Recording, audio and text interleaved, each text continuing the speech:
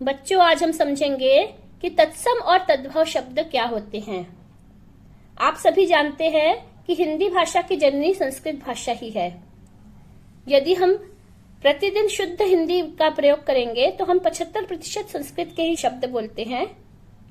ऐसे शब्द जो मूल रूप में तो संस्कृत के हैं, लेकिन हिंदी भाषा में ज्यों के त्यों प्रयोग किए जाते हैं, उन्हें तत्सम कहते हैं।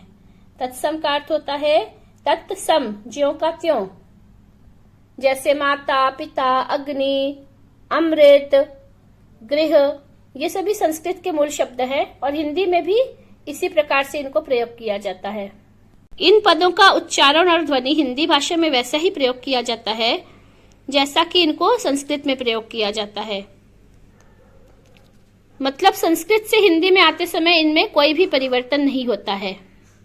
तद्भव वे शब्द हैं जो आए तो संस्कृत से है, लेकिन पाली, प्राकृत, अपभ्रंश आदि भाषाओं से परिवर्तित होते हुए, संशोधित होते हुए समय और परिस्थिति के कारण उनका कुछ रूप बदल गया है और वे तद्भव यानी संस्कृत से उत्पन्न, लेकिन कुछ परिवर्तित रूप में आज उपलब्ध हैं। तद्भव और तत्सम को पहचानने की एक ट्रिक है कि कौन सा मूल पद है। जो संस्कृत जानते हैं वो तो पहचान लेंगे, लेकिन जो संस्कृत नहीं जानते उनको बहुत ही कठिन होगा। तो आप ये देखिए, इसमें जो तत्सम शब्द हैं इनमें श्र, श आदि शब्दों का प्रयोग ज्यादा होता है। श, री आदि का भी प्रयोग होता है, प्रायः, कोई निश्चित नहीं है। और तद्भव शब्दों में थोड़ा बोलचाल की भाषा में सरल करके उसको ख, स, ब, र आदि, ख, श्र के स्थान पे स, व के स्थान पे ब का प्रयोग होता है, श के स्थान पे या री के स्थान पे र का प्रयोग होता है। अब हम कुछ उदाहरण देखेंगे। हस्त, हाथ, कृष्ण, किसन, कर्म, काम, गृह, घर, अगम्य, अगम, क्षत्रिय, खत्री, एकादश, 11, अर्ध, आधा, धृत, घी, गौ, गाय, सत्य, सच, लौह, लोहा, मक्षिका, मक्खी, तड़ाग, तालाब, छत्र, छाता, सत्य, सच,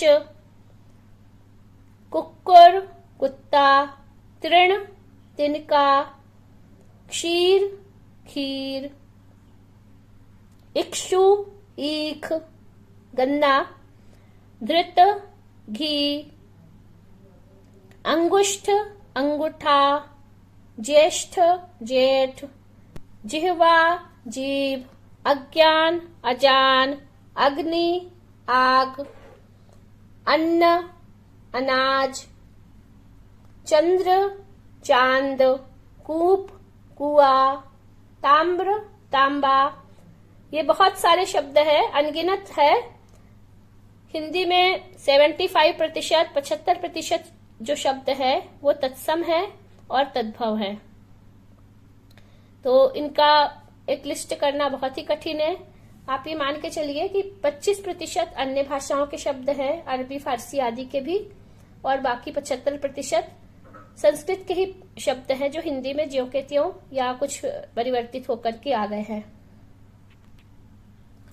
तो आपको लग रहा होगा कि हमारी हिंदी भाषा बहुत ही समृद्ध है और संस्कृत भाषा कभी निर्जीव नहीं हो सकती, क्योंकि हिंदी में 75% शब्दों का जो संस्कृत के प्रयोग हो रहा है वह उसको आजीवन जीवित ही रखेगा।